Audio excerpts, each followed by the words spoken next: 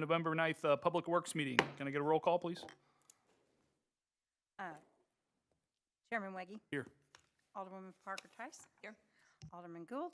Here. Alderman Erger. Here. All members are present. Great. Any changes to the agenda? Seeing none, we'll approve by acclamation. Moving the citizen comment, if anybody would like to address the committee, now is your chance. Move into reports of the committee chair and alderman. The only thing I have is I spent a couple hours at Washington University today. Andy Burkemper and I, the chairman of the SUSCOM. So they have a sustainability class, and they're going to make some suggestions to Brentwood for potential solar projects. So they have some cool software, and every year they use a different city and just kind of learn about it. So we talked them through the decision-making process and how things work here in Brentwood. So exciting couple hours. So Alderwoman Parker Tice. No report. Alderman Gould. No report. Alderman Erger. No report. Okay, we'll move in the city administrator report. Thank you, Alderman Weggie. Eric, do you want to kick this off?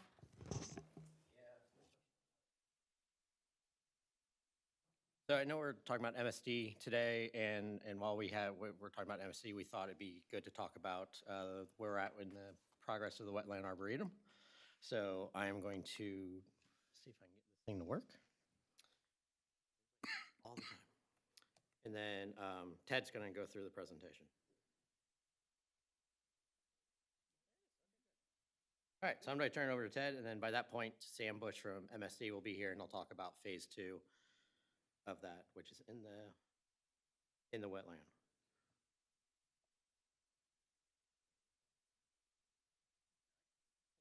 Folks, yeah, very exciting property. We want to make sure that we honor this space and really keep its function as a wetland. But I love the idea of creating a wetland arboretum that is not only accessible but educational and performative, and really speaks to the beauty of Deer Creek, which, you know, I don't know about you, but I've been able to get down in that space, and I just love, you know, if I'm a kid, you know, I would be down in that creek all the time. Now, granted, I know there's some issues with the creek, but I'd still be down there, right? So we've been working very closely with the Deer Creek Watershed Alliance and all the partners and MSD. And the drawing that you see before you is really the MSD line that is coming through here. So they need ultimately a 10-foot easement through there, but they have a 50-foot construction easement that will go through there. We worked closely with MSD to achieve probably, you know, the happy medium best result we could to protect the trees along the creek itself. And then also avoid, you'll see that item C there, that green color is kind of the cattail pocket there, which quite frankly is about the only desirable native species that's out there. Most of it that's out there is invasive species. And so the strategy is to protect what's native and to augment over time what is not going well, and then preserve the creek edge for sure, because that's a critical edge to it. So some of the existing conditions, I think some of you know that we were down in that area kind of mowing paths through there in order to be able to better assess that. We have one of our partners, Scott Woodbury, formerly with the Shaw Nature Reserve, is our ecologist helping us out with the identification of plant materials there and to make sure that we're making all the right moves going forward as we looked at a phased approach. So again, project goals here was really recognizing that this is a high visibility stormwater management area. Obviously, it's all part of what you're doing with Brentwood Bound, but it's really a special place that we want to simply enhance and have minimal disturbance to, but make it, an arboretum. And for me, what that means is it's an educational opportunity to learn about native trees that belong in this type of environment, as well as the performative function that this space will have. So we did with the subcommittee, we went through a design charrette. We had a couple of design ideas, and those design ideas had a lot of imagery. As you probably well know our design process, we like to think through what could those be, how do we bring people into nature and do no harm, but at the same time make it accessible to all people. And also thinking about, is there an art component to this? Is there an educational pavilion component to this, what might that be? And so these are just inspiration images that we used for our team. So ultimately, we ended up with a overall master plan in this space. Again, that kind of darker green color there would be more the cattail meadow area. And then closer to Brentwood here, you'll see there's a kind of a round shape here. This would be the educational area that might have a shade structure to it, and a little outdoor classroom vibe. The GRG trail would kind of connect through that space. And then, if you want to venture out into the Wetland Arboretum, you'll see this boardwalk that's kind of that nice broad crescent shape here. And that crescent shape is a boardwalk, but then at this point here, it starts to rise above and gets basically at the bridge level of like Brentwood Boulevard and becomes this overlook. And at this point here, you'd overlook that elbow of the creek. And for extra credit points, if we could get some like GRG funding and some other funding, maybe that crosses over and goes across the creek and ties into the trail over there and where there's the pump track area and the GRG trailhead there. So I love that connectivity. It would be a cross kind of cooperation with Webster Groves and City of Brentwood and GRG, and just really making that special. And then you'll see there's a pathway system here that is more on grade, and that would kind of cover these different kind of, I'm calling them like wetland cells. And so we would like to have another kind of broad wetland area here, much like the cattails, but maybe another species, some more biodiversity in that area. And then along the bus area here, we'd like to see some evergreen trees to help buffer that area, use some native evergreens. But I think the key of all of this is to kind of create more biodiversity, create more trees in this area, and really make this a functioning educational arboretum. So again, our key concerns is making sure that we maintain the cattails, understanding all the construction that's going to occur to do the MSD line here. So you'll hear more about that. There's 2 phases of construction that will occur in this geography, but MSD is looking to fast track that first chunk of that line that goes through there. We need to be concerned about the aggressive invasives that are in there now, so we're working on strategies for the removal of that, but again, try to figure out a light touch. So quite frankly, probably our best practice is going to be mowing it for a while and keeping those down.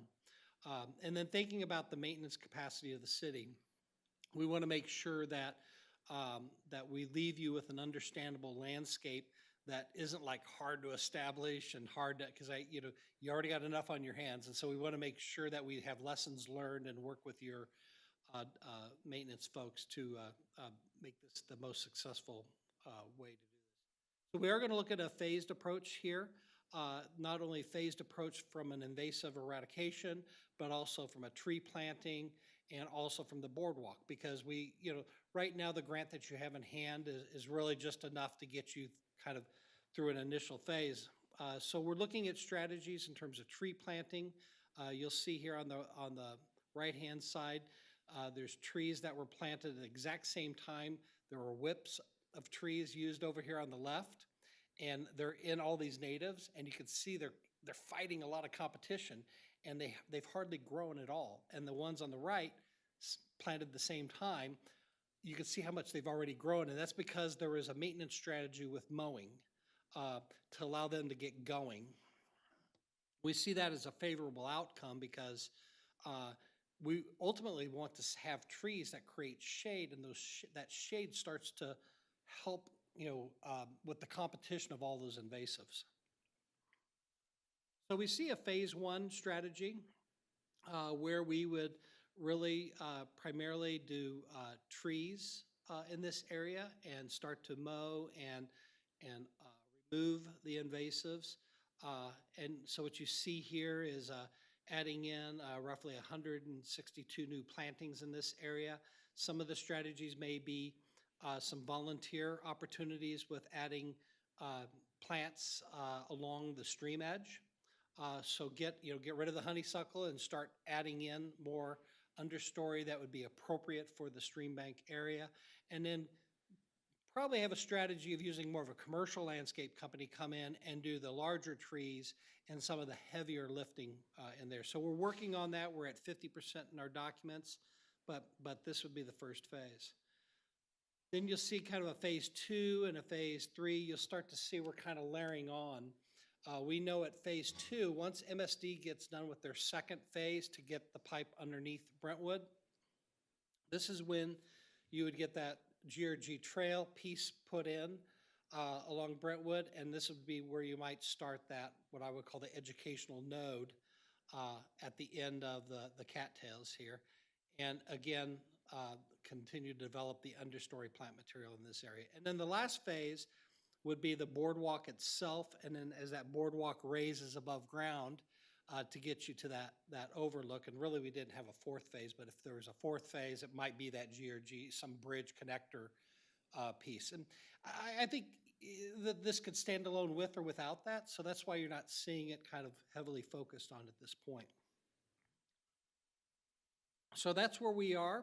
We're looking to get final design documents done towards the end of this month and be able to get this bid package out towards the end of December. That's it. Questions for Ted? Hey, Ted, in phase 1, will you be able to walk in there, kind of where the... Yeah, we talked about doing, either like a mown path area through there. So we might have kind of like a golf course where you have, maybe more like grass that's only 2 to 3 inches tall.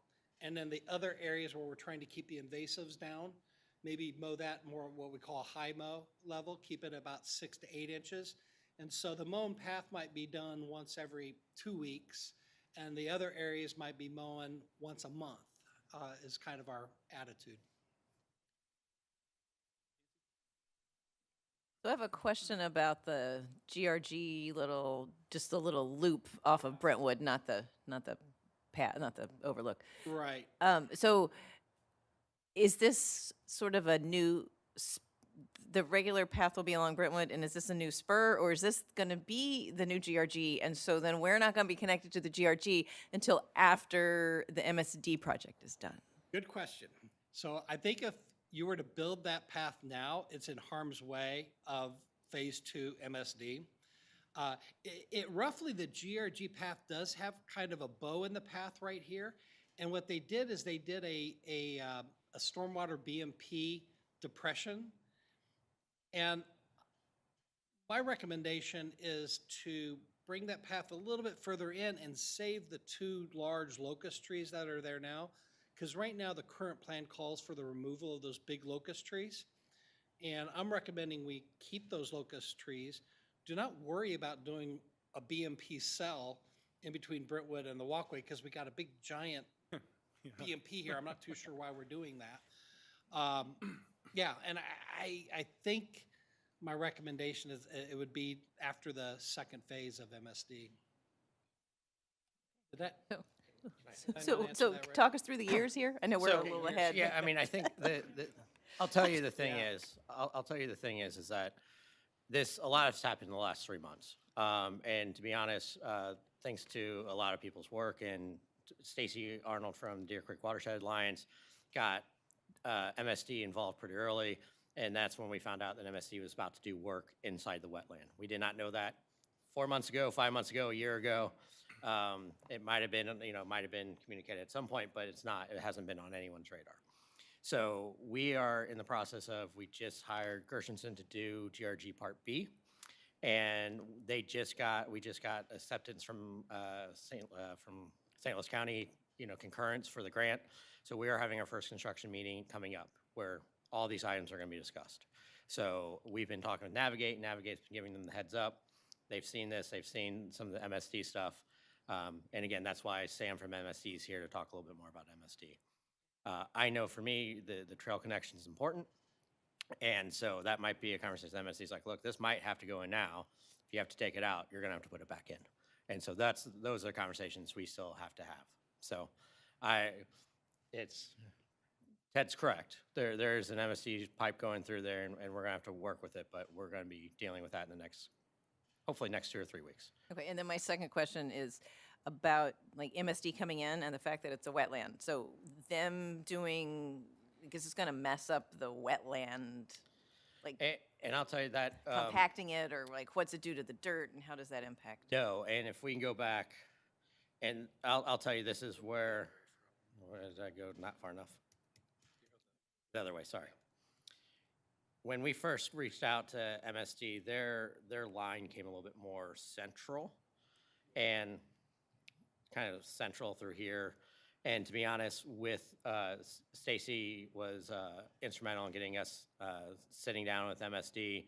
Sam has been great to kind of talk about where we can move. We went out on the field with not only SWT, but as Ted said, all of our partners, and kind of looked. And then this alignment that you see is the least intrusive for the wetland.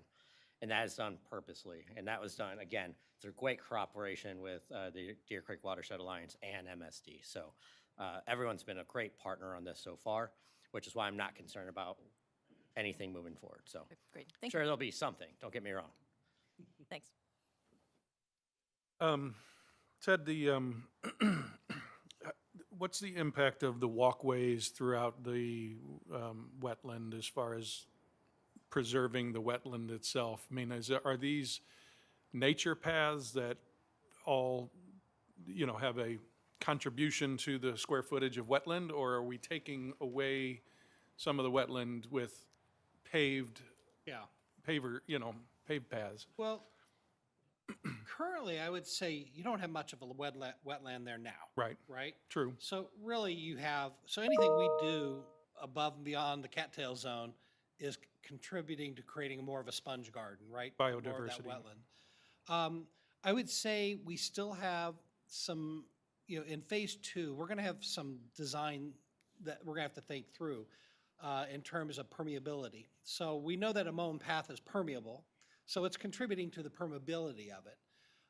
If we were to go with, chat paths or anything else that is more accessible, then we got to start thinking about maintenance. What happens when this area floods and gets silt on it and all that? So I don't think we're prepared yet Okay. to give you, but we know that there's this push-pull of like, how much do we want the public to come into this space at all?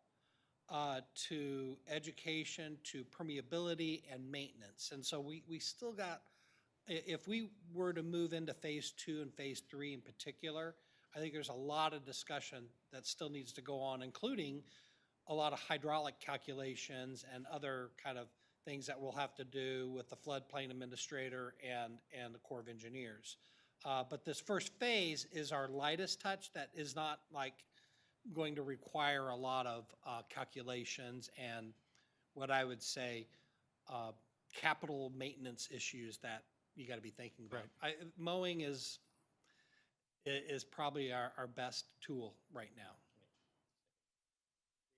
One of the reasons we hired this team too is having Scott Woodbury on the team. Scott, if you don't know, is as Ted mentioned, Stall Park Nature Reserve, ecologist, Brentwood resident. He's already talked about how many times he's going to be down there throughout this whole process because he has invested as much as anyone else. So we have a good team to kind of look at those things and make sure that we're not doing anything. There will not. I'll tell you, there won't be a paved path through there. We're not going to put concrete down there. Yeah, I That's think simple. most people's vision for this is, I like the boardwalk idea because you can do some piers but you can still allow, biodiversity underneath it. And, Yes. but the idea of a lot of concrete that's winding its way through just doesn't seem appropriate, especially as small of a footprint as it is.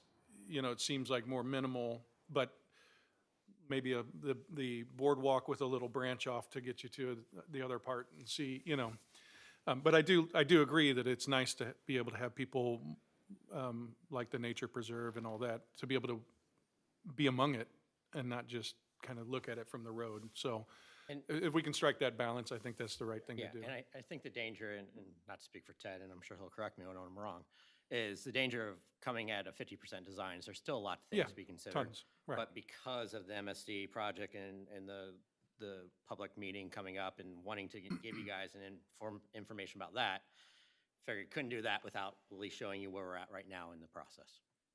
And what was the timing for phase one that you, and how does that align with the GRG connector? I will talk about MSD. Yeah. But So design's end of this year, construction's next year.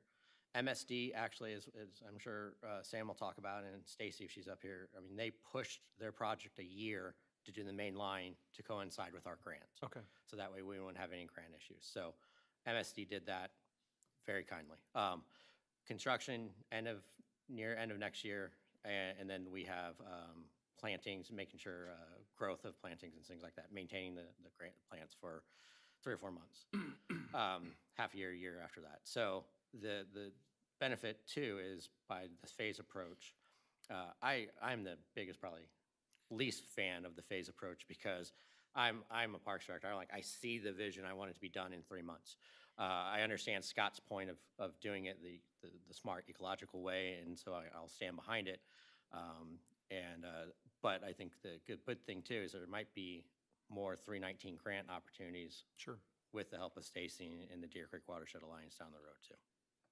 No pressure, Stacy. So. Great.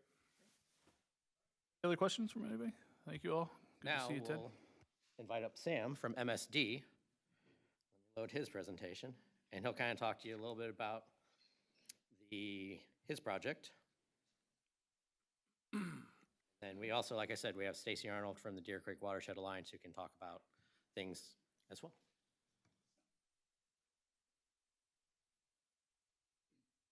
Hello, Sam Bush, MSD. I assume Eric talked about why I'm here. So, talking about from MSD's terms, the name of this project is the Webster Groves Chunky Sanitary Relief Project. Put this project in context, I believe my colleague Patricia Pride and her design team were here a few months ago to talk about projects, and they introduced this sanitary relief job. So you're aware of Project Clear is ongoing. We're trying to remove SSOs. Just highlighted a map of the, oh, sure. I've highlighted a map of the Deer Creek watershed with our programmed sanitary relief projects overlaid on it, showing the Webster Groves Chunky Sanitary Relief Project. You'll see there's BP 578 and BP 194. So, I don't know what that did to the display. We're good? Okay. So from our perspective, these are the main reason for pursuing this project. We need to increase the sewer capacity between where the sanitary sewers are running past these sanitary sewer outfalls and ultimately the Deer Creek Tunnel. So that instead of activating and dumping wastewater into Deer Creek or Shady Grove Creek, that dumps water into the tunnel, or wastewater into the tunnel. How do we do that?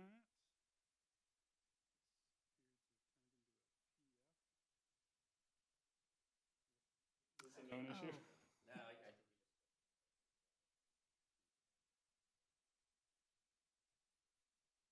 Oh, I see, because it's an Adobe. So overview, we're trying to remove 2 SSOs. We have about between a $13 and $14 million capital budget. So what we've done over the last 3 months is we've divided the project up into 2 phases. If you heard about this more than 3 months ago, you probably heard about just a single project under the project code 10794. I don't know if you would have remembered that number. That was originally programmed to start construction in fall of 2025. So obviously, if we're doing that after we've planted a bunch of trees to control invasives, we're root zones of a bunch of newly planted trees, and we're resetting that clock for those trees to establish. So we don't want to do that. So what we've done is we've carved out the first section, which is on the Brentwood Wetlands Arboretum parcel, and called that phase 1, and we've identified a second project, which we're putting under the project code 12276. So that's phase 2. Show you that in map terms, and I've got some more detailed versions of these if we want to dig into it, but this is just planning level, what phase one looks like, we would take, if you can see my cursor, the project starts at a tie-in structure that was constructed at the same time as the rest of the Deer Creek Tunnel behind the Bi-State building. I don't know if you've been back there, but it's kind of a clear-cut area. There'll be tunneling underneath the corner of the Bi-State building to a relatively tree zone in the northeastern edge of the, call it the Wetlands Arboretum parcel. And then from there, we're essentially tracing the edge of that forested riparian zone at a pretty specific distance. We've tried to set it so that we are minimizing the impact to those riparian trees. We've identified, I think there's 7 that I know that we're impacting. It might be 4 where we know the trees are going to be lost, but most of the trees in that riparian corridor we're confident we can preserve. But we're also not going too far north because we don't want to block off areas and make them inaccessible for all the work that SWT and Deer Creek Watershed Alliance. And then phase 2, as they've already described, I know I heard Eric talking about it when I popped in here, starts at, this is where the Bi-State building is, this is where that substation is, for context, picks up at that just east of Brentwood Boulevard with a tunnel shaft that then goes across and down out of Brentwood, so I can go into more detail on that if you want. So, and by the way, this phase 2 project, if you guys, I think you guys received a letter about a public meeting that's occurring on November 14th. So the way our public meeting process works is we have virtual public meetings if we're affecting more than 10 property owners. If we're affecting fewer than that, usually we just kind of reach out to them directly. And phase 1 doesn't meet that threshold, so there's no virtual public meeting for that. But phase 2, we do have a virtual public meeting, which is what you got a letter for. I think, I'm not sure that this is the case, but I think, because it's the border of the city of Brentwood, it's Deer Creek, right? So I think the only property owners in Brentwood who this affects are you guys and Brentwood Building Supply. So we've talked to Brentwood Building Supply and Bi-State. So we've contacted all of those property owners. Obviously, schedule is very critical because we need to fit in with the Wetlands Arboretum work and the GOG work.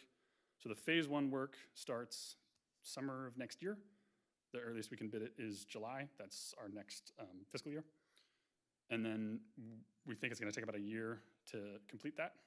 So that gets us done around summer of 2025. And then phase 2, our construction phase starts approximately in fall of 2025, but it takes them a few months to mobilize. So we're talking about breaking ground at that, I believe Eric described, we're going to start with like a tunnel shaft on that Wetlands Arboretum parcel around winter 2025, 2026, you know, so that. And we still have not taken our geotechnical boreholes yet. And so I don't know what we're going to be tunneling through. And that is probably the controlling factor for how long that's going to take. But in general, for a lengthy tunnel operation like this, we would estimate about a 6 to 9 month period where we would need to have that shaft open on the Wetlands Arboretum parcel. So that gets us off the parcel by maybe mid to late 2026. And then the overall construction is going to finish in winter between 2027 and 2028. But again, we're finishing well south of anything you guys probably are. I mean, I can talk about how it's going to be built. You can let me know if this is something, I believe you guys are probably already familiar with this. It's going to be, phase 1 is going to be open cut. You have an idea of what that entails. Phase 2, obviously, is going to be tunneled. Got some pictures here of restoration, but again, I know you guys just heard this stuff, so I'd really like to leave it up to you guys to ask any questions. Questions for Sam? Wrote it down. So in that phase, will you have a lot of heavy equipment back there behind Bi-State then as you're doing the tunnel Phase bore? 1, yes. So for accessing this area behind the Bi-State building, we've talked to them. The loop road around that Bi-State building is generally only used for fire safety. So it's not heavily, as far as we've been told. So our plan is to access this area via a gate that's just off the screen up here, using the loop road north of the Bi-State building. So there'll be a lot of heavy traffic there. There'll be cranes. Again, tunneling, it's like 20-foot by 40-foot hole Yeah. at depth for these sanitary sewers. It could be 10 to 15 feet deep. So it's a really pretty big, epic construction. But all that stuff is going to be back behind the Brentwood, behind the Bi-State building. And they'd be accessing it from that loop road. So that construction traffic really wouldn't be seen along here. You would see a smaller, like a miniature version of that at the takeout shaft at 2S during phase 1. So there would be a fairly, I don't know, large laydown area around this 2S. By the way, these dots are where we're proposing manholes to be. So there'd be a relatively large laydown area there with a shaft with shoring for them to take the tunneling device out. And then from there, it'd be open cut from 2S across to 5S where we'd terminate the job until. Okay. Remember? I do remember. Can you remind us, I know Spire did a lot of work around 5S, 4S area. Was that removal of, or is there a lot of other utilities there, gas utilities that we need to? So I don't want to speak too much for Spire, but I have a pretty good idea of what occurred there. So they had an aerial crossing on the bridge along Brentwood Boulevard, and as I understand it, they have, yes. Buried it. Buried it underneath Deer Creek around this location where I'm moving Right. my cursor. So. But you don't foresee any Oh, issues like with interferences? with it, interference and No. So we have a really good idea. Again, it's a very recent project, so we're working closely with Spire. We know where the gas line runs. I guess I can pull up. How do Because I mean, I show think hidden signs on this? presumably that would affect your preferred alignment if you found out that 5S and 4S are not possible because of gas lines, then you would probably need to. Yeah, so the gas lines are going to be a lot shallower than our sanitary sewer, and again, we're already tunneling from 5S westward. So Okay. if memory serves, we're just tunneling maybe 5 feet underneath where the gas main is. Okay. So, but we do have a good mapping of where that main is, and we'll be doing hydro excavation to locate the depth of those gas lines too, just to make extra certain that we know where it is. Our tunnel shaft is not going to be sitting right on it. I just wanted to come up and add an innovative piece to this whole project. Well, as Eric mentioned, the Deer Creek Watershed Alliance has been heavily involved in this, and City of Brentwood is a partner of the Alliance, as well as MSD and all the other 21 municipalities in the watershed, a lot of different players. So it's a really exciting opportunity, actually, that we're able to get, that these projects are being coordinated, because an innovative piece is prior to this project being installed, now that we're working in coordination with it, is working with MSD on tree protection as well as soil health specifications within the MSD project. And so right now those are in draft form, but in MSD's hands, and what we're asking for is a portable chain link fence to make sure, I heard somebody mention, like protecting the wetland and the hydric soils. So that's really important to us, and key, minimizing site disturbance. And, Ted spoke to the soft touched approach and kind of working with the evolution of the site. And so having that hopefully portable chain link fence will keep the construction equipment and materials within that pathway, so we can move forward with installation of phase 1 of the wetland project by the end of next year. So the goal is to have the design by the end of this year, and everything installed through that phase 1 that Ted shared by the end of next year. And then we will still have, the end of 2025 to install in MSD's pathway to meet the timeline for phase 5 of the Deer Creek Watershed Alliance. And we're hoping that the next phase of the wetland project can be written into the next phase of the alliance, like this current phase of installation was. And so it's a really exciting opportunity to have all these players and be able to, work with MSD not only on tree protection protocols, but the soil health specifications, which is something that's new. We have partnered with MSD in the past and got them to adopt tree protection protocols once. So this is going to be a second time for that. And I'm thinking it was 3 small box elders and a dead sycamore tree that were the only trees that were going to be harmed by that pathway. So there was no tree loss of significance. And within the tree protection protocols that we've asked for, it would include like any, root pruning along that construction pathway if any trees were to be that we wanted to save. And so MSD is doing a great job moving that timeline up because it wasn't, this project, this phase 1 wasn't going to be happening until after we were supposed to have this installed. And so it was a good thing that we caught on to what everybody was doing, and everyone's working together here, and MSD's moving this up for us. So That's great. Thank you for that. And I agree on the coordination. That's sometimes frustrating, and it's great to see it. And with the Wetland Alliance kind of being a part of this, that carries a lot too, because then we have confidence that it's the right way to do it then. So thank you. yes, and then also City of Webster Groves, I know through the Alliance, just knowing what's going on in the watershed and within, different 319 projects, they've written a grant proposal through, the 319 program to restore the other side of the creek in the riparian corridor. So the long-range goal of having that connector bridge seems pretty exciting.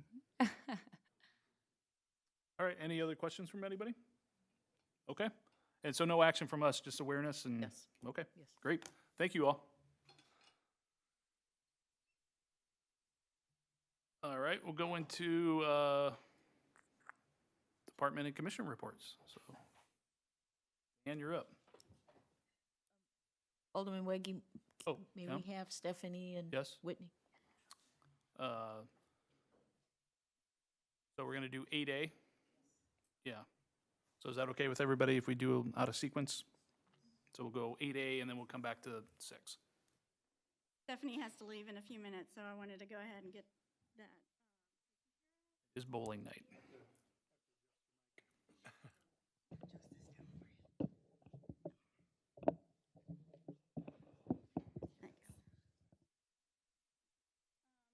At the previous meeting,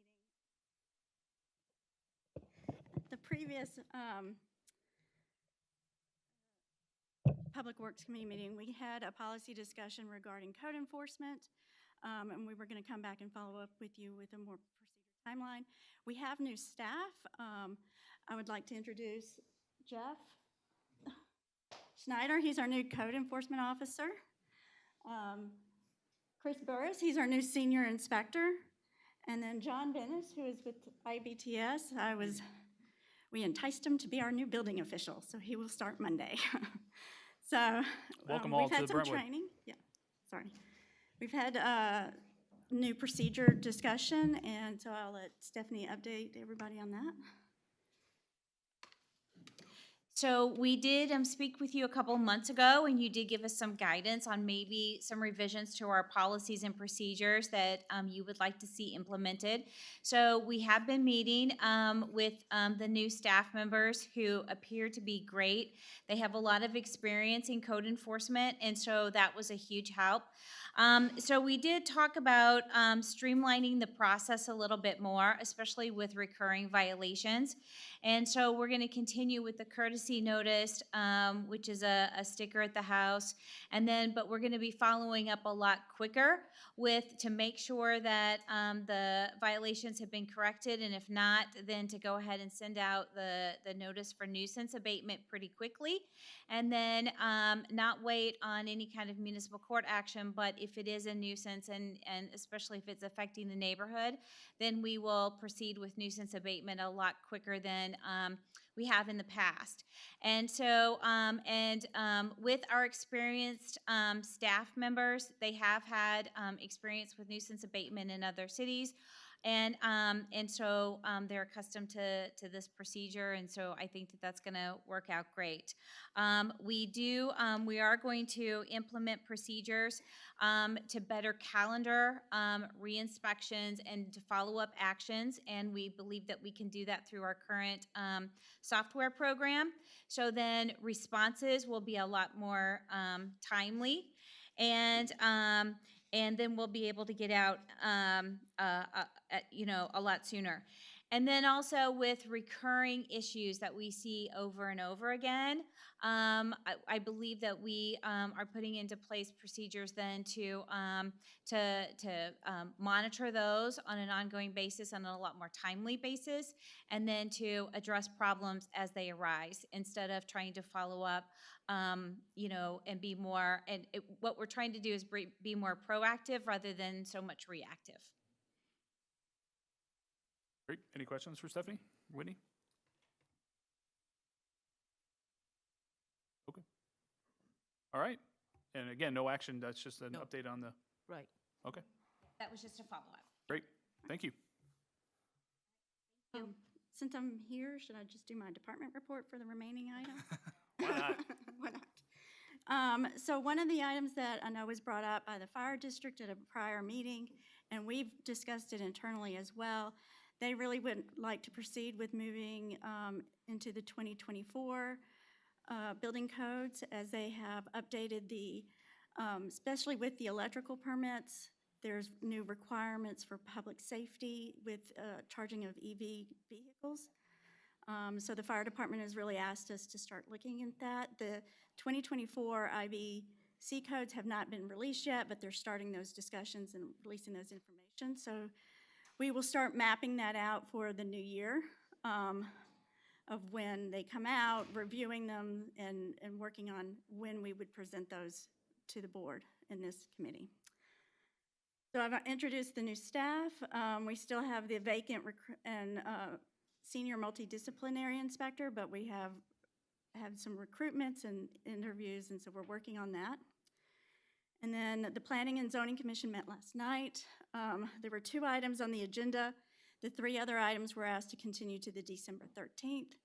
The comprehensive sign plan for Jindal they made a recommendation for approval, so that will move to the Board of Aldermen on November 20th for a public hearing.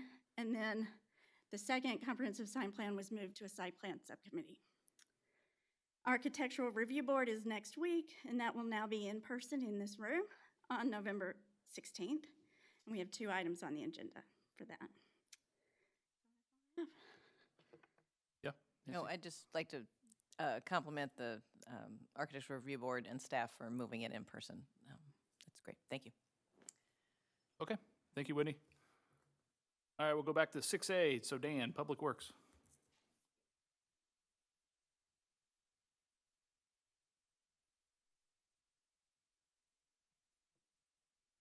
Okay. Have a few miscellaneous items here for updates. The Russell Avenue STP, as Eric mentioned, we did get concurrence from MoDOT. Now we're putting together the contract, so I know Navigate's reached out to Gershenson to get the bonds, the insurance, and all that in order. We'll send that off to MoDOT. When MoDOT gives us approval, then we can do the notice to proceed and then have our pre-construction meeting. One of the other things I wanted to mention on here is Ameren's down along Russell. They put new poles up because the current alignment, if you were to put the path in, the poles would be in that sidewalk. So everything has to shift to the north. They've cleared out a few trees within their easement, and they're putting those poles up. That should be done here shortly. So that'll remove the conflict out of the way of the contractor. And then the last thing, for a point of clarification, I know we approved alternates 3 and 4 at the board meeting, but alternate 1, after speaking with Andy Frankie, it's not only an epoxy that goes over the sidewalk, but I put a little JPEG in there where I drew like a red cut line. So when you remove that eastern portion of the bridge where the concrete wall is on an easternmost side and build onto it with your new, you're gonna have that abutting concrete and there'd be like a slight seam, that runs runs the whole length, from south to north or north to south. So the point of the epoxy was to kind of self-level that groove and protect the sidewalk. If we want to, we can always add that later as a change order, if we have remaining budget, that is. Uh, Right now, you could fit that in. You couldn't fit in the curved linear walls. But it would be neat to add the walls because the way he explained it was you see the curved wall at Webster Groves, like near Marshall. This would be very similar to have stone. Maybe we'd want to build just the southern one, so as you're entering Brentwood, you could put, welcome to Brentwood or something in the future. But, we may not do that one. I know it was not brought up or we couldn't afford it. It's in the six figures. Shifting gears to the Manchester Road. Could I ask a question about that? So, as a biker, if you're on a path where these two concrete things have come together, is it going to be uneven, or like if you were? He said you'd feel it more like if you were on a scooter or rollerblades, like bicycles. The tires are traditionally bigger, so you wouldn't necessarily feel it there. But that subtle, groove of just a few millimeters, you would feel with a much smaller wheel, especially like a hard wheel. I guess I'm just wondering if this is something we need to do for safety. People, I don't want people falling because Right. they're going through and they're expecting everything to be, the path on either side is probably one large path, and all of a sudden they're in here Right. and they're slightly different, even if it's just a few millimeters. I just don't know. We could bring it back as a change order, just approve 3 and 4 the way it was presented to the board. And then if, after we cut it, put the new concrete in, see if it is needed, and then bring it back to That this sounds great. committee. Okay. That sounds like a great plan. I just want Okay. to make sure that I didn't want to miss the boat either, because I'm like, well, you don't want to just, finish it and then see that there's a problem, and now the contractor's pulled off, and then now we have to pay more to mobilize. okay, great. Thank you. Is the price that the alternate bid that we've received, is there risk of that increasing if we don't lock it in now? We were or- going to ask them, because I know typically, if you read the language, it's like 60 days that they'll Right. hold their prices. So we can ask them on that particular item. Right now, it's like 17,443. Right. So we can certainly ask now, before the pre-con, just to see how long they could hold that. If it's something that's like a cost per square foot that fluctuates, then yeah, we would want to lock it in. Yeah, we'd probably want to just lock it in. Okay. Manchester Road, if you've gone out there near the pedestrian tunnel, they've removed the pavers or putting them back, hopefully we can get to the ADA compliance and slopes that we need. That's all in MoDOT's, control. The rapid flash beacons at those mid-block crossings, everything's been ordered. It's just a long lead time. So we're looking at around mid-December for those to go up. So that seems so far away, but I know it's just a few weeks now that think about it. Hoffman Brothers Crosswalk, if you go back in Hanley Industrial, between the two campuses of Hoffman Brothers, we put in the curb cuts. There's the tactile strip, which is just for ADA compliance. And then also the advanced warning, well, not the advanced, the warning signs that are there for the crosswalk are done. We just are trying to figure out the advanced warning, which would be further upstream. There's fiber optic in that little green space. So if push came to shove, what we figure we do is pour a little bit of a concrete pad, and they make a weighted base that we can epoxy to it. And then we don't have to drive a post and worry about damaging any utilities. So we've got a way out of figuring out that. But right now it's in and it's functional. I've seen people use it a couple times, so that's good. The Litzinger bike signs, we plan on doing that next, calling in locates, getting the posts in and signs, and then we'll put those stencils. So that would be like going east of McKnight on that stretch of Litzinger. Are we doing any on the south side, on the eastern part, past We weren't Bremerton? planning on it. Okay. I know we should. We'll have to coordinate with Rock Hill. Yeah, Rock Hill, because Well, but even from Bremerton to the east, is we Brentwood. could do Bremerton to the east. That's in our control. Even it's just our right of even way. just a few of them along that stretch, all the way down to Yeah, Brentwood Boulevard, yeah. just seems like, I mean, why not? Even if we have to Right. not put as many on the north side and just put if it's about a number of signs, like, I'll run out there with a wheel and measure it. It can't be many, because I think the other side was maybe 12 to 14. Don't quote me, but I think it's around there. So I can't see, that won't be equal to that because it was less. I just don't want people to think that It's only one side. it's only one side that Right. that bikes can Okay. be used. Right, yeah, it's a one-way. Yeah, we'll do that. And then Rose Avenue Bridge, I don't know if anybody's been back there, but Five Below had to put new rooftop units on the backside of their building. So they closed the portion of Rose Avenue. And while it was closed, we'd already picked up some epoxy to patch the Jersey barriers and the slabs there. And we were just waiting for a time to do it. And when we found out, that was just kind of coincidental that they were going to be closing a section of it. So we did that earlier this week. So any of the areas that were open, that moisture could get into, we sealed those up. MoDOT did an inspection on that bridge and other bridges. We'll be getting a report here pretty soon. We can put in a weekly report. Scouting for food, it's not really Public Works related, but it kind of is because it's here and we do building maintenance. So that's scheduled for November 18th, that Saturday. They'll be in the old fire bay in case you see a truck and, a bunch of kids running around, collecting canned goods. So that's purposeful. St. Louis County, I just found this out. So there's a resurfacing project. It's going to be huge. It's on Hanley, basically between Dale and Bruno. So they're going to be doing a lane widening. They're going to be putting in new sidewalk, curb cuts. That whole stretch of Hanley will be resurfaced and rebuilt. I mean, it needs it, but it's going to be awesome when it's done. It's just going to take a long time. So 2023 and 2024 will be design. And then 2025, 2026 will be right-of-way acquisition. And then finally, early 2027 would be construction.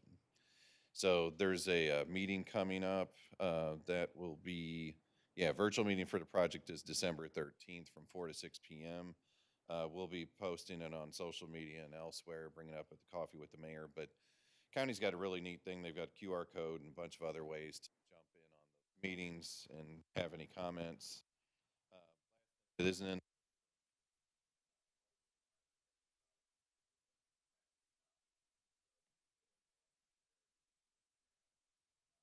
singer in Bremerton, and she liked it.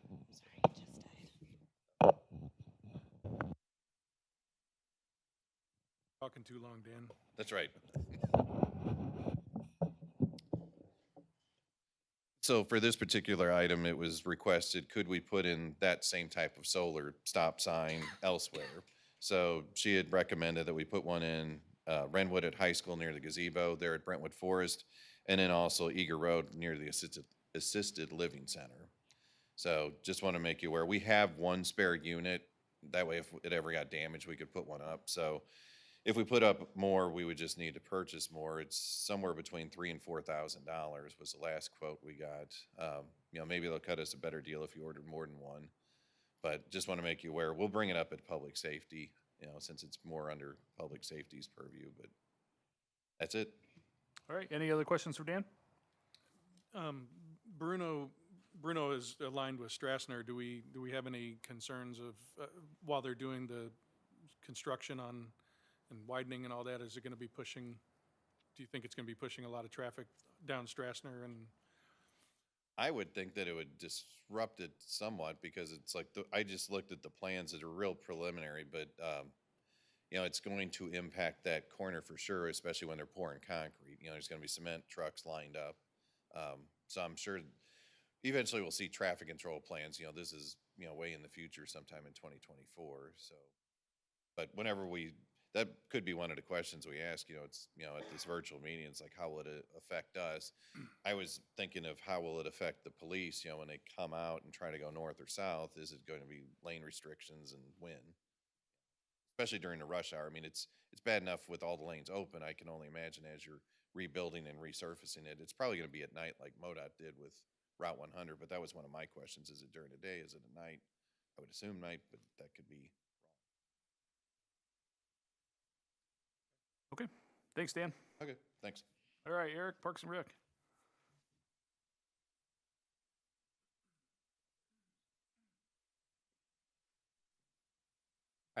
I have a couple things as well. I know at the last board meeting, Alderman Tice had asked about where the sign orientation is. We were able to put some things in board docs. Most of them came from the designer. The easiest way that I try to, talked about it is if you're out there now, it's basically right at the end of the current trail, going down Brentwood toward Brentwood Boulevard. It's a decent location. We have to get that 50-foot for right-of-way for UP, which is why it's there, but we think that with where it's at, you can still see it both sides. It's made to be seen on both sides, and we think it's in a good location. So that is that question. Excuse me. Field number one, Schaefer Meyer Seed and Sod is done with the renovation of the outfield. And again, if you remember, FEMA would only do the half where it was really rocky and torn up. So we do kind of have an old and new look to it. It's best that outfield's going to look for a long time. Our staff is getting the other side put back together, trying to fill low spots, doing some other things, aerating, overseeding, things like that. So we're getting ready. And then we'll really make sure that I think hopefully people will notice that'll be the best that field will be until we have to do major renovation again, because every year with Brentwood Days, we'll start to tear it up a little bit more. The bridge replacement project actually starts Monday, November 13th. So they're right in the beginning, what they're going to do, we actually had a meeting today. They're going to do the 40-foot bridge first, the smaller one. So they're going to demo that, do all the bridge abutments, things like that before moving over to the bigger bridge. So we'll be able to keep that bridge open for a little bit longer, probably middle of December, end of December. Weather might push it into January, but we'll get that done. And they'll basically be wrapping that side up by the time the bridges get in about March, and then hopefully we'll get both those bridges in. And we expect it to be done by the end of March, really when we open the park, so it'll be a good timing for that. And then Alderman Weggie asked about the Sculpture on the Move program, just kind of a reminder of what that is. And so it's a program we've been in since 2019. It's a way to kind of introduce art into the parks, and there's tons of studies and importance of why art is important in cities. And you'll kind of see what we've kind of picked up. We've been kind of, I think, the good thing about this project is that it's not humongous pieces of art that's going to cost you $30,000, $40,000. You actually have them for a year or for 2 years. You pay a honorarium about $1,000 a year. And then if you want to keep those pieces, you take the $2,000 off the sale price. So when you look at at the rec center, we have Kick, Upside Down, and Joy. We wound up basically paying $500 more just to keep them. And so we've been able to do that. Dancing Blue, which is in the lobby, the City Hall decided they wanted to keep that one, so that's there. And the last one we just purchased this year was Dashes. I love Dashes. Dashes is such a great piece and one of our better pieces. And so we're excited that we're able to keep that. And Yeah, that's why I asked, because I knew there was a 2-year, and I think residents would be sad if that went. no, and ultimately I wanted to find a place for it in the new park, but I think that's such a great location, and yeah, I mean, at some point we're going to put together a seating area right around there, so that way if people want to just sit there and look and relax, we'll be doing that. So Okay, so Dashes is ours now. Dashes is ours, we own it. So Ascending is one in Hanley Park. I love that one too. That's one we also talked about moving to the park because it's basically a river flow, and so I'd like to put it at the end of the splash pad. But it's also looks really good in Hanley Park. It's the problem with art, it looks good everywhere. And then this year, I messed up. This year, the feathers. So, and we're using the feathers to kind of for the entrance of the new playground. So, the colors will really pop, especially with the colors on the pavilion. So that's why we really like those there. So, that's it. Any questions? Okay, thanks, Eric. Any questions from anybody? All right, sounds good. And then I don't think we have anything from SUSCOM, right? I do actually have a couple quick things.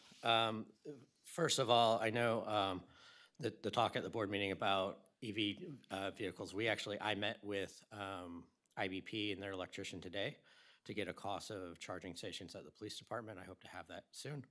And I know staff are also working on the true cost of vehicles, so we hope to be able to provide that information on the 20th. And then the other thing I just wanted to mention, we mentioned this at SUSCOM, and I forgot to put it in the report, but I remembered, is that Dan and I actually started working on a fleet electrification plan with Ameren UE.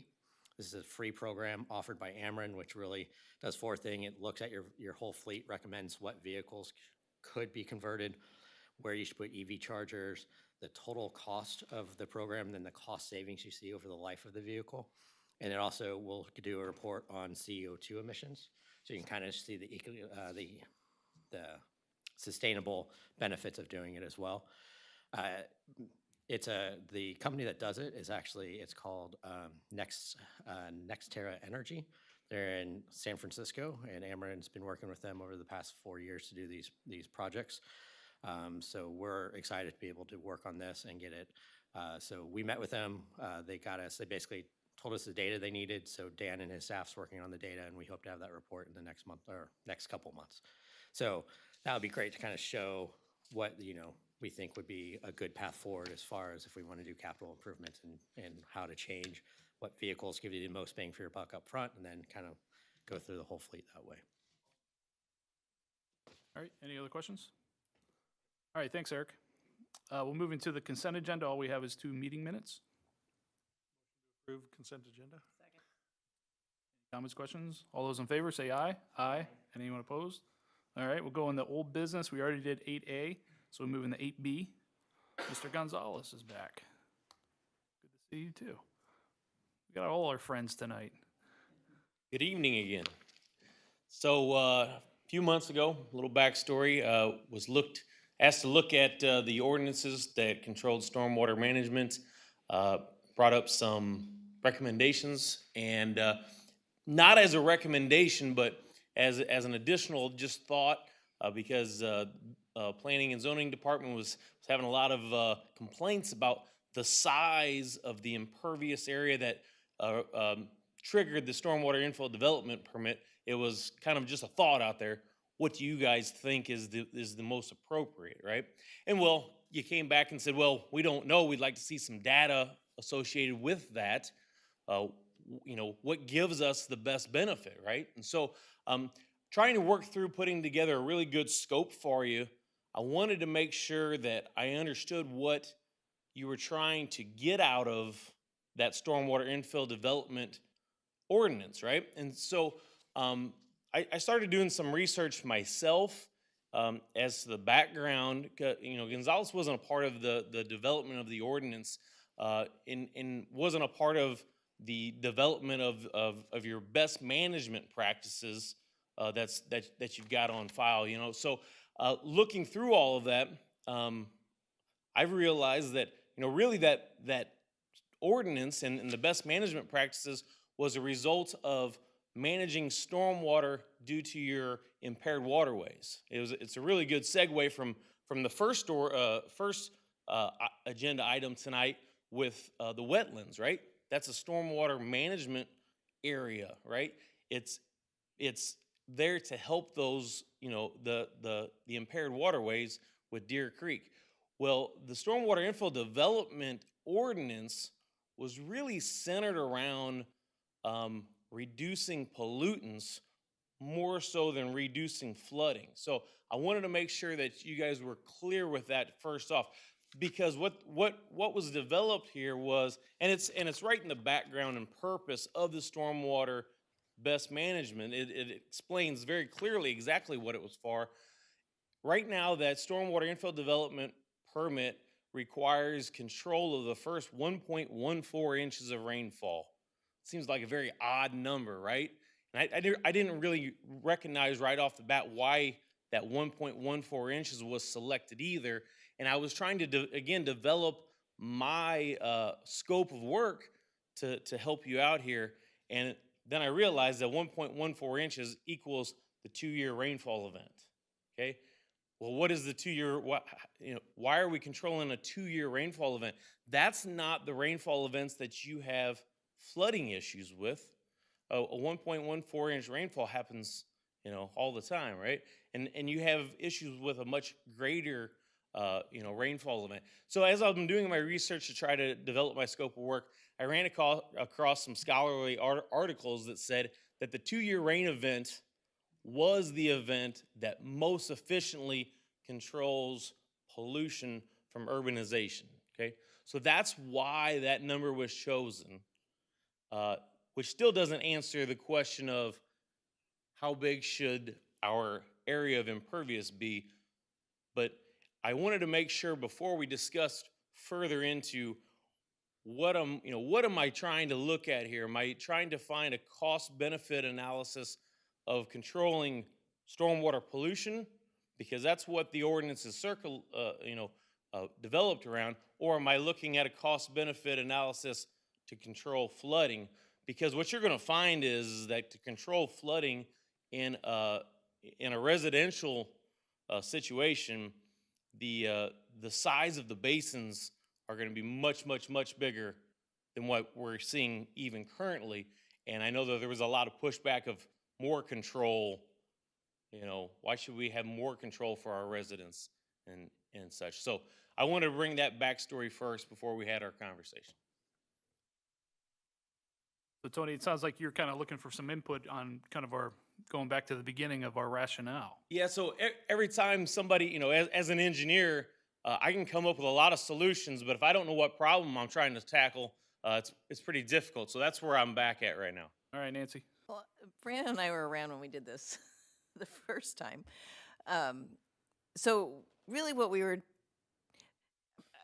I'm not sure how we got to the one, like, that's just what we were told to do, the 1.14. We were trying to get at water runoff from new builds that were, they tear down a smaller house, you build a much bigger house, much more impervious space on the lot, and it's running off into neighbors who were there, and all of a sudden now they're getting marshy backyards, flooded basements because a new house went on. So the goal was to, or what I thought the goal was to have BMPs for new builds so that they contained the water, like how I explain it to people is you contain the water that used to run off the property, even though there's new construction on it. So that may not be exactly what with the 1.14 2-year rainfall event is. And it does, but just for that very small portion, you know, everything else does run off then. And so, you know, do you have a problem with a 2-year rain event? Probably not, but and it's going to lessen the effects of all the other rainfall events. So, you know, one of the questions is should we go back to the drawing board and say, you know, is residential stormwater control for flooding what we want to accomplish? And if that's the case, what would that look like? But whenever you do that, like I said, you're talking about, you know, a much heftier lift on your residents or on your new builds. Because right now, you know, we talked about what the cost of implementing one of these stormwater infill development best practices is. Right now, just for you know, a single car garage, what have you, we estimated like $10,000. We're talking, that's to implement the best management practice. If we're talking about implementing a best management practice for flood control, for really, you know, for any sort of event above this, costs go much higher, right? So just want to make sure you're aware of that before we get too deep into this. Yeah. Nancy. Okay, well, I'm really supportive of this, but I'm not supportive of something that's so onerous that nobody can build in Brentwood. Like this just, there's got to be some line. And I know, I'm not sure what we have is perfect, but I do think it's much better than what we've had. We, you know, even like berms. So like there's somebody who has an underground, like an at-grade basement window, and there's a brand new house next door, and he's been concerned, but the house has a berm. So I don't know that the water, I mean, the water could still sink, but the berm keeps it onto the new construction. And knock on wood, so far it hasn't gone into the basement. And if there hadn't been the berm and we hadn't had this, I'm sure that basement would have been flooded. Right, and I tell you what, I went through the stormwater master plan for you a few years ago at this point, I think. And again, most of the concerns are really the smaller residential concerns, and you know they fell off the chart of because it costs so much to fix it for one resident that it never really showed up as high priority stuff. But what you're talking about are the ordinances that I recommended for improvement.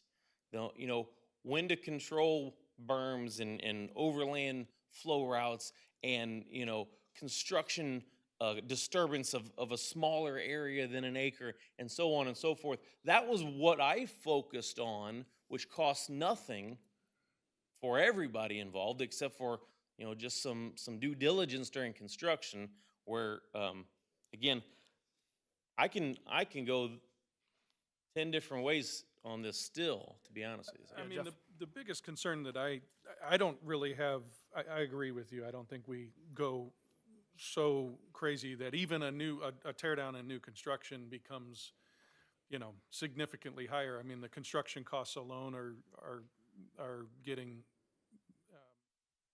kind of exorbitant. The, just to buy the property in Brentwood is getting, so I don't want to make things so pricey that we lose our community, the diverse community that we have, right? The biggest concern that I started to have is those who don't want to tear down a house and put a new big new house. That's a whole different story. People who want to add a small addition to their house or do a patio or a deck or I know swimming pools aren't on there, so I think, yeah, we need to probably address if somebody puts a swimming pool in their backyard, there's nowhere for any runoff of that to go. So we probably need to address those things, but those are enhancements to property and lifestyle for our residents that make people want to continue to stay in Brentwood. And if doing something like that becomes exorbitant, you know, maybe they start going, well, I'm gonna move to a neighboring community because they don't have all of these things. I'll buy a house and I can do all, you know. So I just, that's what concerned me, is that we're making it, on the smaller projects, we're making it so expensive that I'm kind of like, why would I even do this? Right. know. So my first stab at a scope of work for the request that was being made was for a 200 square foot new development.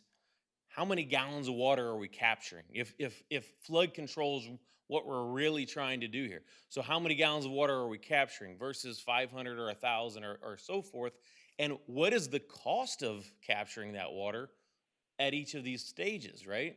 And without even looking at the actual numbers, what you're going to see is that you get a much higher return the larger you go. It's always going to, you know, there's going to be efficiency in numbers that's uncomparable. So so we get to a point of is the data that's going to be produced on a gallons per square foot basis going to even matter? Because to capture 1 gallon, you know, on a 200 square foot property versus, you know, 20 on a 2,000 square foot property, the cost differential there is really not that much.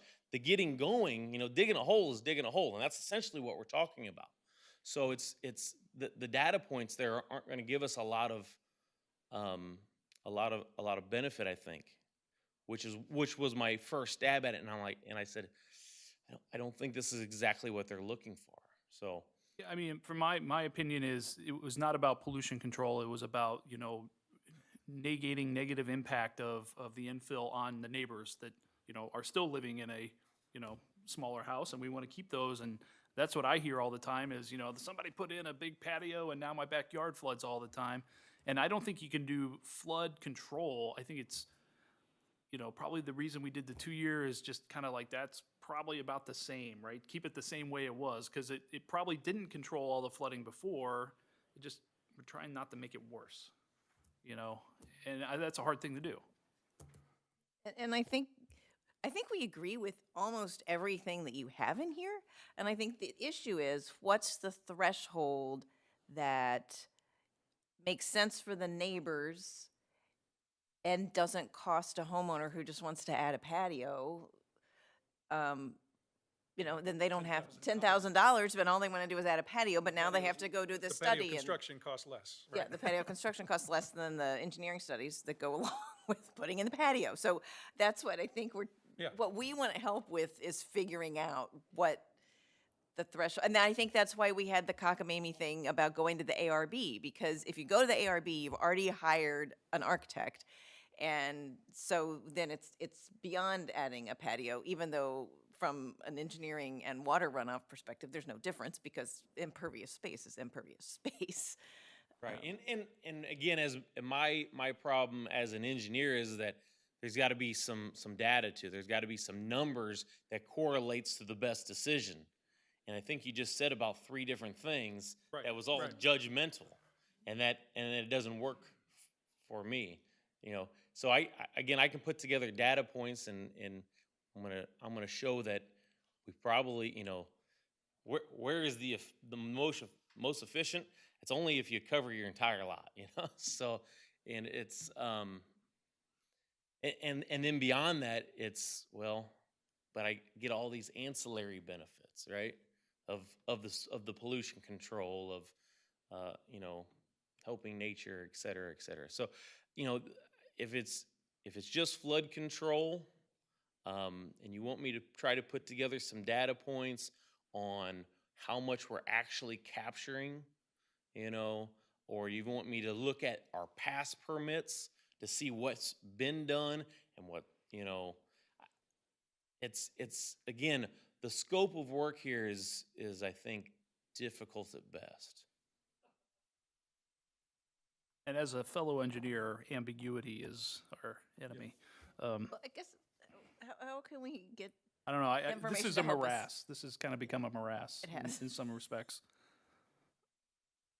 because there's really good stuff in here. It's just, we don't want to like overburden our citizens. And so Right, I don't know what the balance is. And so, you know, a lot of times it's what's my neighbors doing, right? And so again, you can without me, you can look and see what your neighbors are doing and say, yeah, we're in the middle. Do we have any information from neighboring communities? I mean, almost all the neighboring communities have some sort of ordinance. I've seen them. I don't work in all the other communities, but somewhere 1,000 square feet. You know. I mean, I mean, I did do some research of it on a lot of the surrounding neighborhoods, and of the ones that I could find, most of them were 1,000. Then I think Ladue maybe was 2,000. I think when I think back to when this started, I can't remember the name of the engineer with Horner Schifrin, wasn't it? Christie, yeah. She did survey of other communities, so that went into how we initially formulated this. So we can go back and look at that if that would be helpful to the committee. Yeah, I mean, to- I understand what you're saying, and I think it's valid that you need to have a very clear objective that you're trying to create an engineering. I definitely don't want to continue to spin the wheels and spend money on something that's unsolvable through your process. That's ridiculous, right? But I still am uncomfortable with just remaining with the 200 because of, it just doesn't seem, it seems for those who want to just have a modest improvement. I mean, putting a 200 square foot front porch on your house, if it's not running into the neighbors, that's not going to significantly contribute to, you know, I don't foresee that significantly contributing to, especially if the way it was designed was contained within the lot, that now all of a sudden it warrants, as a homeowner, I've got to spend 11 grand just to have an engineering study done that tells me that, oh, put some rain barrels on your downspouts. You know, I mean, it just seems excessive, right? So the idea is, where's that happy medium that it covers a lot of the problematic areas, but doesn't severely restrict people from doing modest improvements? Is there a way, Tony, to bring that engineering cost down so that it's affordable? Yeah, I mean, and I think that's why I'm here tonight, because if I had a clear, you know, I had looked at, you know, 10 different scenarios and different situations, and I think that's part of the reason that I'm here tonight is trying to gather what, you know, I'm hearing flood control, which is good, which means I'm not looking at some of these other scenarios. It's, you know, again, trying to refine the scope of work is how to bring that down, I think. So I've gotten some ideas here, but I had some concerns also about the cost for just having the permit reviews. I mean, it's been a while since I've contracted architecture and things like that, but I mean, when I had structural engineer draw up plans for my house, I think I paid $400 for the $500 for the plans to be done. I didn't pay them to review it. I mean, they drafted the plans of my house. But how right? many years ago was that? Well, but yeah, I understand. It just seems 500 and 1,000, 500 for 500 square feet or anything above 500 square feet, $1,000 for just reviewing of the plans. It seems pretty pricey, but if that's the going rate now for. I would suggest that if to bring that number down, you would have to do it in-house, to be honest with you. I don't want to give away work, but You'd have to have expertise within the department. correct. And to be honest with you, the expertise whenever I'm looking at a permit, I've developed a checklist for you, which I developed directly based upon the ordinance that you have. The ordinance was written pretty well, and I just developed a checklist from that. And then beyond that, the expertise comes for looking for a few certain things that are written into the checklist now. Where are the sump, pump, and downspouts? And what's 1.14 times the impervious area? And does the volume that you're capturing equal that 1.14 times the impervious area? There's not a lot of technical review, but the very specific, are you changing drainage patterns? Where's, just, and it's all in the checklist. It's really not as technical as maybe it appeared to be at first, but I think that was through the development of the checklist and maybe I'm an engineer looking from the outside, but Can this only be done by an engineer, or are there other types of positions that could do this? I mean, you could probably hire high school students to be honest. I mean, to do the math on it, but unfortunately, But then it's arbitrary. I mean, it's honestly arbitrary then. It's like, I think this looks okay. That's the concern. It is, looking at a site plan does take a little bit of experience and skill. The calculations are very rudimentary. But, once you've done a couple of them, you know what to look for. Are you changing drainage patterns or not? So that's the biggest part. And the rest of it is there an ordinance section that controls what I'm doing? I wonder on the fees, that if it's something, I mean, our staff's all here, but if it's something that staff could be trained on, then potentially the fees could come down, and then we would charge for larger projects, or there might be some that were questionable, and you would then, the staff had a question, then we would pay out, we'd pay Gonzalez to look at it, and then it might balance out if on the fees. So, and I also don't want to add a large burden to the. How many of Whitney these looking do we sideways, see I don't every know. year, Whitney? Would you say? How many? How many of these? Yeah, 20 a year? so far, and when did we start? 2020? I think so. I think it's been like right at 60, so 20 a year. 20 a year? Yeah.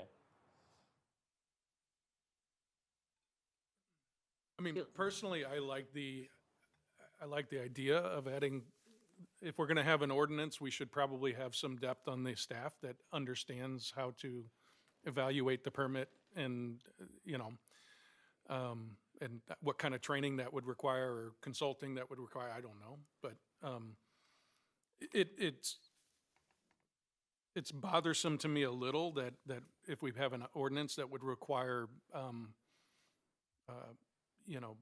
such expertise consultation that it becomes expensive to even have it reviewed. Seems like we should be more efficient with it down the road, but. If we only have 20 a year, it seems like odd to hire an engineer for 20 reviews a year. I think that's Right. smart to hire out.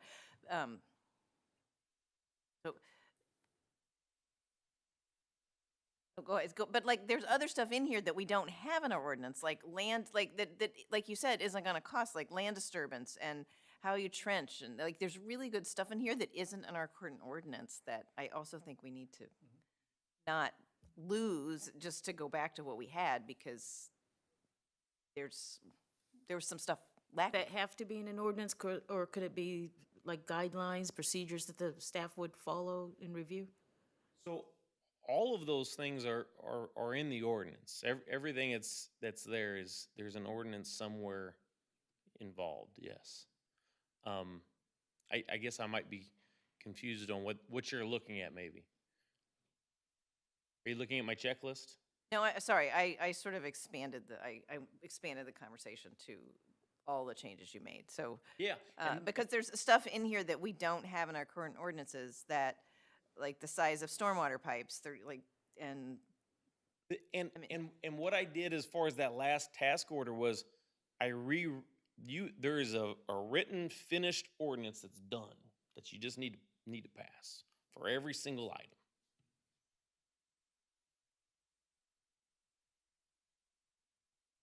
But the item that I didn't write and that I didn't provide a very specific recommendation was the size of the infill development imperviousness. And again, I think if we go back to, if I was going to do this from the beginning, that's how I would, right now, that's how I feel like I would have to, I'm recreating the wheel here. How was the ordinance originally created? I don't know. So I'm gonna start over and look at all of these different scenarios and go through all of this legwork. If we had information about how the ordinance was originally created, and I could look at that and say, you know, here's a second opinion, that might be helpful. Otherwise, I'm starting from scratch. We have that. We have that in board docs. We just need to share it with you, sit down, talk through it. It was the same committee, not including Alderman Sully, Igor. I wasn't on it, but Weren't on there either? Okay. no. No, that he was not. It predated me. Like 5 older people. Well, and like the sump pump change, like there's a lot of really good stuff in Yeah, no, here and those are, It was the sump pump, it was the storm water issues, it was drainage, depending on elevation of, where your property sits, it was factors like that.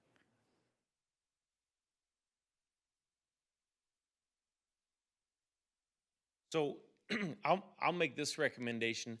If you can share with me the development of the original ordinance, I'll take a look at that and then provide recommendations maybe for changes to how that, second look at how that was initially put together. yeah, I mean, I think the majority of what you have recommended here is fantastic, and it really helps define and strengthen the ordinance that we have. My issue has always been the trigger, what triggers this to go into place for somebody, and I think that's the biggest concern, because if we fix all of these other things and we still have this, what I think is too onerous and too small of a trigger that this would go into effect, then it's just creates problems for people who want to, like I said, small, modest enhancements to their property. Again, larger builds, adding, extending the back, doubling the size of their house. Yeah, I get that. That's a totally different story. Well, could I offer another idea about how we might solve this, which is my regular question, like what are our neighboring communities doing? Because if everybody else is 1,000, then we're like, okay, we were at 200, that's too small, they're at 1,000, that seems to make sense. Or if everybody's at 500, then we could, or then I'm sure it's a mix, but then that actually might help us get there. And so really, I think the two issues are the cost to the residents for the evaluation and what the size of the trigger is. Because I think, I'm not sure it matters how we started and how we are now. You made good changes to to our current ordinances, and a lot of those seem to make sense and don't have there's no cost, you're already digging up your yard, so you just do it a different way, So I think if we could solve those two issues, I think that's where we're hung up. 100%. Okay. You know, one of the things that you said was, it kind of just sprung a light here on me was, I don't want this for everybody. I only want this for the people that affect their neighbors, right? Well, what I'm really doing with the review of the stormwater review is ensuring that the neighbors aren't being affected because the downspouts aren't facing their, towards the neighbors, and you haven't, built your house 2 feet higher than your neighbors. Those are the things that we're really looking at through the permit process. So we could put a lot of statements in there that as long as you don't do this, this, or this, then you don't require a permit, which essentially would be your staff reviewing that they don't do this, this, and which is what the checklist is. And I think that's what I was getting at, having, staff being able to review somebody's submission for an improvement and be able to discern, does this require, does this look like it's going to need a stormwater permit and best management practice to be even initiated, but I hate to have somebody go through the plans, get everything developed, and then say, okay, now you need to have all this other stuff, right? So that's the kind of the. Yeah, anytime you have site grading, you should have all of the things that's in that checklist already there. Sure. Plus or minus the best management, the drainage best management practice, right? The dry well, the rain garden or the rain barrel, right? And that was the logic of ARB, right? That, because we assumed they would have the site plan and everything when they go through ARB. That was the, yeah. So maybe that's still the good trigger. The ARB, yeah. And that wasn't removed, I don't think, though. Was that removed from the language? It was not.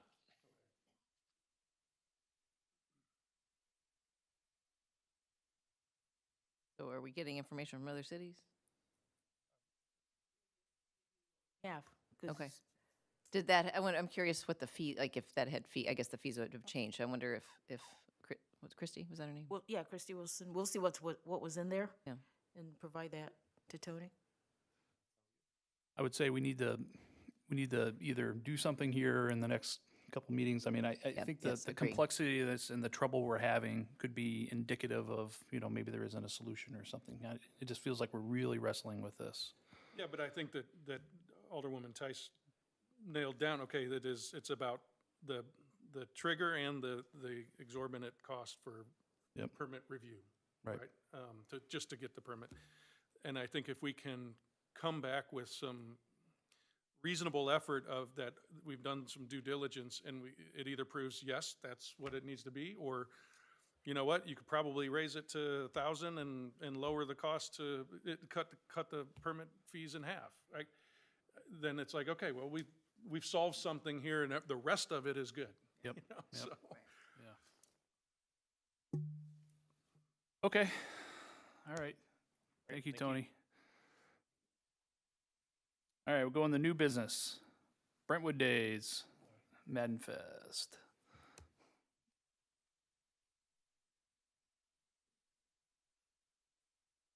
All right, so I'm throwing a lot of information at you guys. Obviously, we heard some complaints after this year, and to be honest, it's no different than the complaints I've heard for 10 years. So I've done 11 years. I've been here for 11 years for Madden Fest / Brentwood Days. Thanks, Alderman Wegg. You got me going back to Madden Fest. Thank you. That's how you know if you're a real resident or not. Right. So we've 11 years, we've canceled 3, so 8 events. And I'll tell you that we've had complaints after all 8 events. The lines are too long. I'm worried about safety from time to time. And, it really doesn't feel like a Brentwood community event. It feels more like a regional event. And again, good or bad, that's what it's at. And part of it's just the location of the event. I mean, Brentwood Park is a small, but it's the biggest patch of green space that we have that we could hold an event like this. We've looked all across the city. There's really nothing else. We've made multiple suggestions about things we can do, and some have worked, some haven't. And you look at this year, did it feel busier? Yes, I won't deny that at all. It was great. my goodness, we had a line 20 deep at our tent.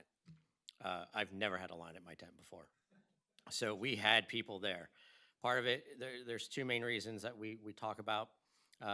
One is just how great the Parks and Recreation, the two reasons really are is we wanted to compress the event on Saturday. We talked about how there's that dead time from 3 to 5. If you've been out there in years past, it did feel dead from 3 to 5. So that compression worked.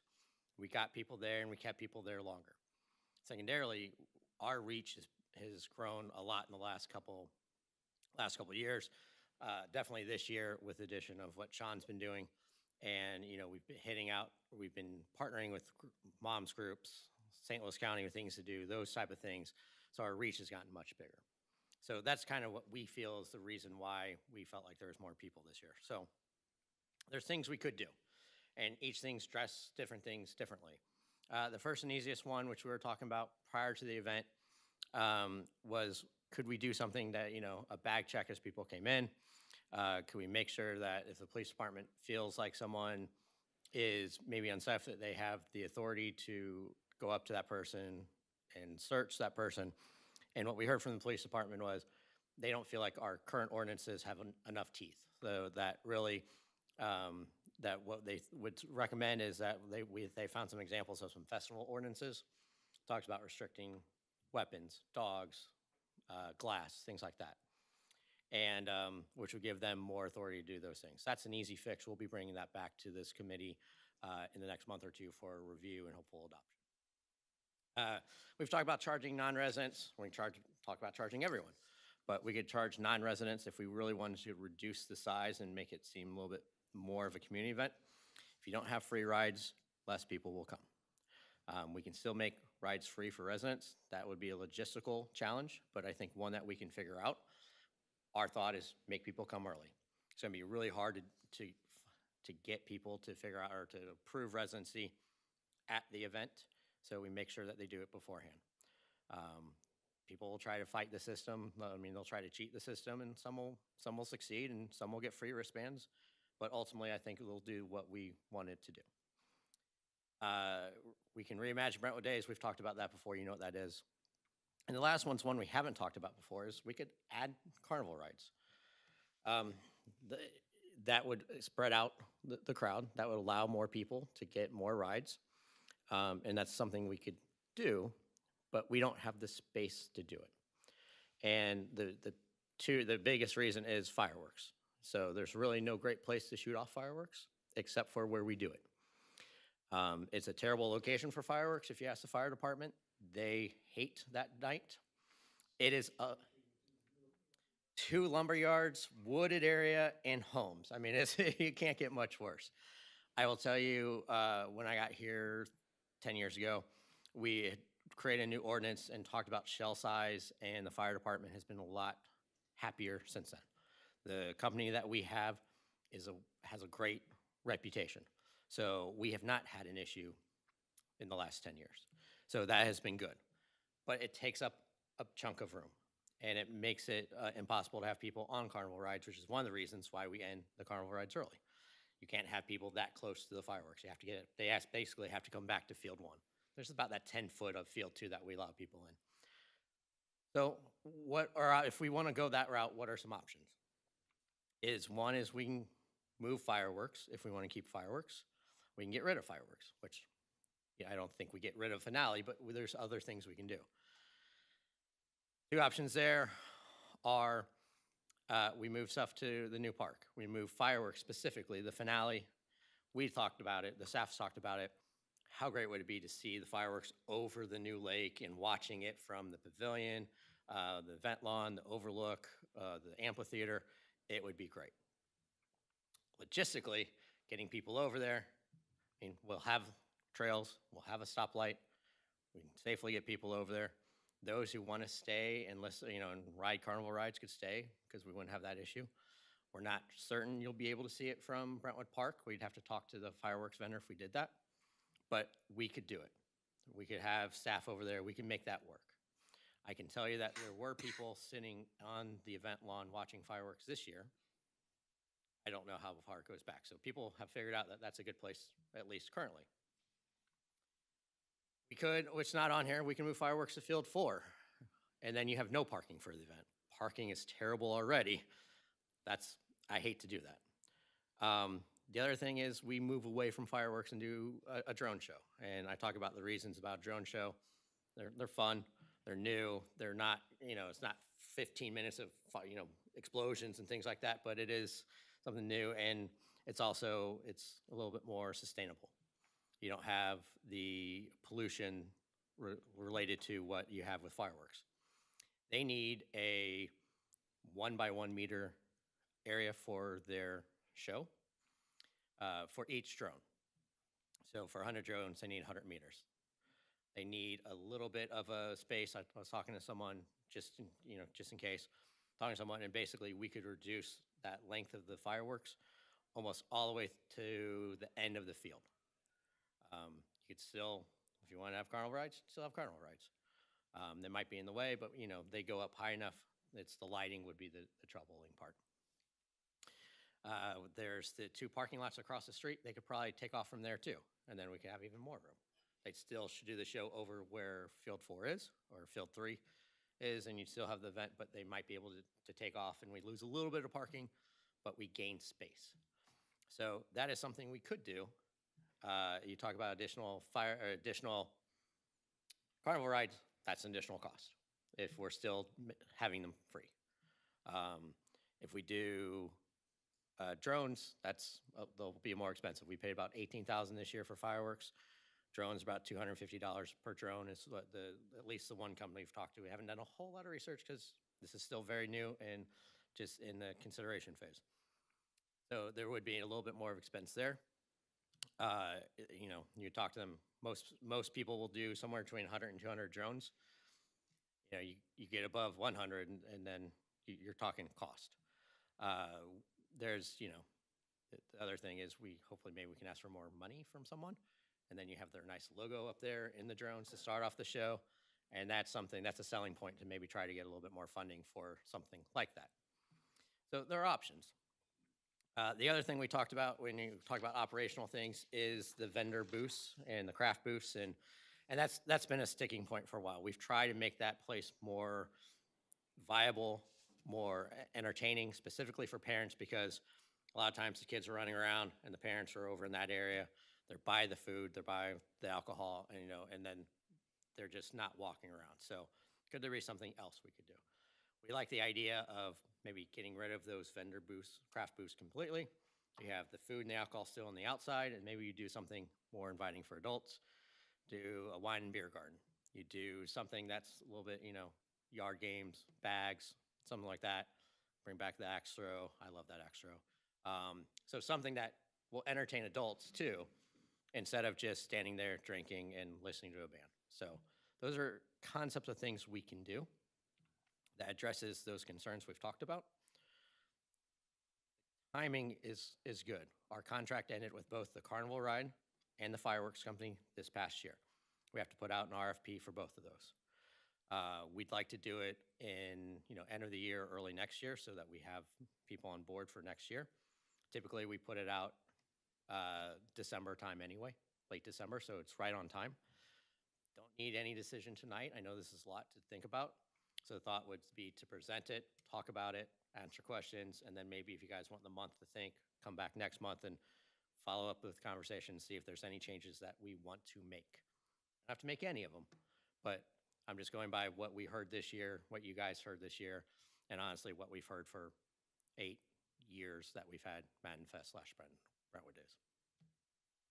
I would say just one thing is the festival ordinance, and I don't know if that's a public safety or a public works things, but it seems like we would want to do that independent of Madden Fest, because with the new park, Yes, you know. and that's why that's coming next month no matter what. Okay. So, yeah, I'm So I doing agree that with no that. matter what, and I thought if we hate it, we can discuss it there, but I think it's important enough to bring no matter what sides of Brentwood Days. Yeah, but just with the events we're going to have in the new park, it's, I would agree. we need that. Yeah, I think, thank you for putting all of this information together, and it is a lot of, complex moving of pieces, and each one of them has an implication, and I get Yeah. that. I definitely think that we need to take some time to evangelize some of these things in our ward meetings, because I know last ward meeting we had, it was a lot of the people that were in attendance were wanted to see some changes, and were actually interested in becoming part of a committee or task force to be able to help kind of come up with the ideas. So I do think we'll get a lot of conversation at our next ward meetings. I'd like to have that before we need to make any decisions.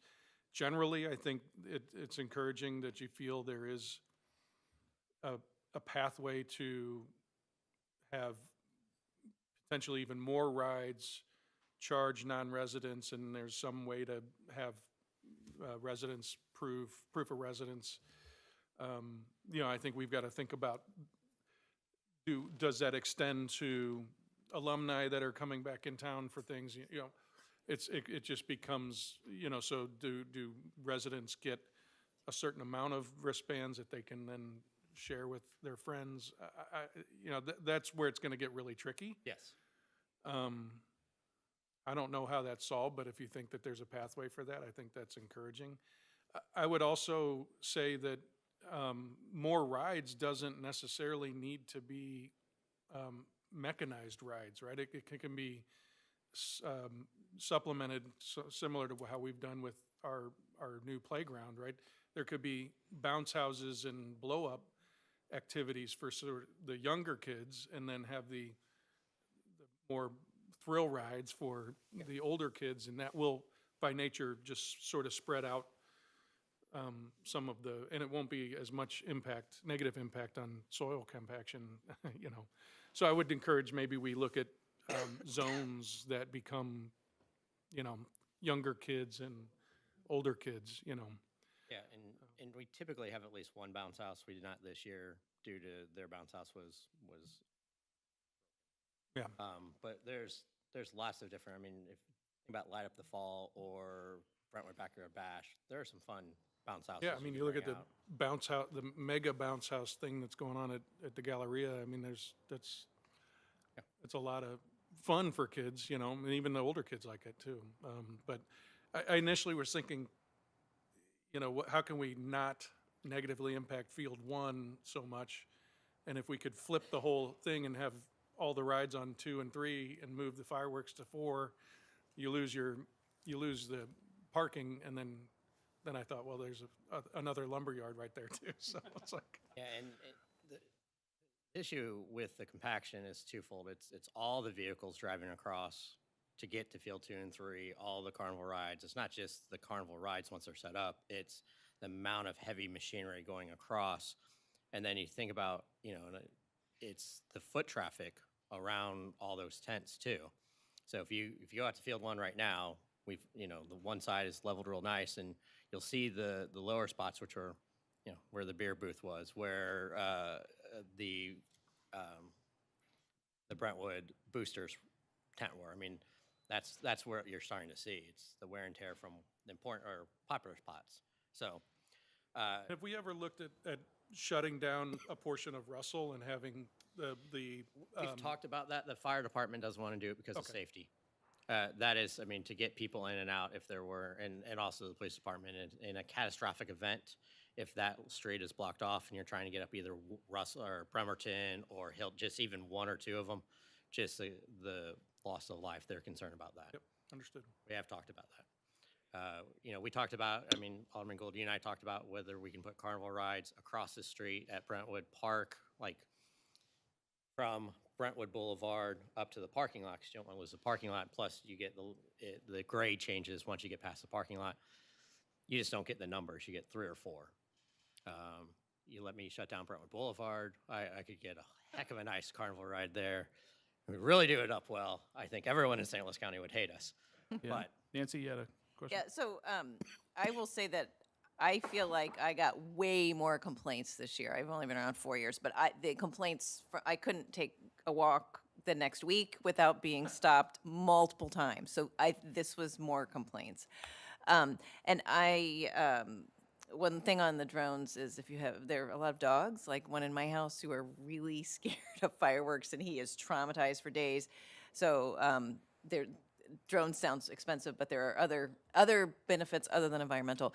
And finally, I even heard residents talk about they would rather pay to ride the rides if their child didn't have to wait for an hour to ride the ride. And so I think, I feel like there was a tipping point this year about really changing it up and not, well, it's always been free and we've always had more rides. I mean, I think this was a year that we do have the opportunity to make some of these more substantial changes. And we also have a ward meeting coming up, and I look forward to talking to it there. But I do think some of these things really need to be implemented if we're going to have a event that people keep wanting to come to.